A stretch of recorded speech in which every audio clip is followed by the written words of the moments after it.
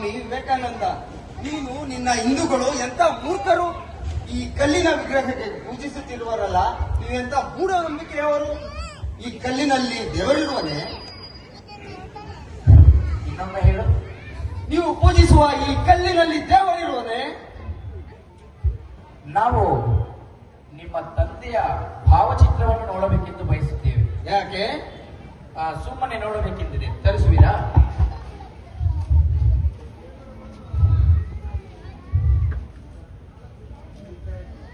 ನಿಮ್ಮ ತಂದೆಯೇ ತಾನೆ? ಅಲ್ಲ, ನೋಡಲು ಹಾಗೆ ಇದ್ದಾರೆ. ಇರಲಿ. ಈ ಭಾವಚಿತ್ರಕ್ಕೆ ತಾವು ದಯವಿಟ್ಟು ಮುಗಿಯಿರಿ. ಏನು ಹೇಳುತ್ತಿದ್ದೀರಾ? ತಾವು ತುಡಿ. ನಮಗೇನು ತಲೆಕೆಟ್ಟಿದೆಯೇ? ತಲೆಗೆಟ್ಟಿಲ್ಲ, ತಾವು ಮುಗಿಯಿರಿ. ನಿಮ್ಮದು ಅತಿಯಾಯಿತು.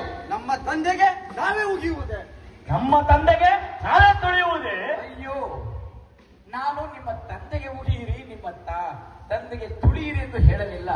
ನಿಮ್ಮ ಈ ಭಾವಚಿತ್ರ ಕೇವಲ ಇದೊಂದು ವಸ್ತು ತಾನೇ, ಉಗಿದು ಬಿಡಿ.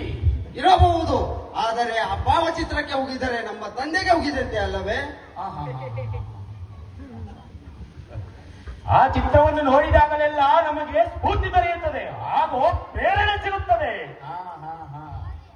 ಹೇಗೆ ಕೇವಲ ಒಂದು ಭಾವಚಿತ್ರದನ್ನ ನೀವು ಉಗಿದಾಗ ತುಳಿದಾಗ ನಿಮಗೆ ಅಸಹ್ಯ ಎನಿಸುತ್ತದೆಯೋ, ಹೇಗೆ ಒಂದು ಭಾವಚಿತ್ರದಿಂದ ನಿಮಗೆ ಪ್ರೇರಣೆ ಸಿಗುತ್ತದೆಯೋ, ಹಾಗೆ ಕೋಟ್ಯಾಂತರ ಹಿಂದೂ ಜನರು ಪೂಜಿಸುವ ಕಲ್ಲುಗಳಲ್ಲಿ, ಗಿಡಮರಗಳಲ್ಲಿ ಭಕ್ತಿ ಭಾವದಿಂದ ಅವರಿಗೂ ಸಹ ಪ್ರೇರಣೆ ಸಿಗುತ್ತದೆ.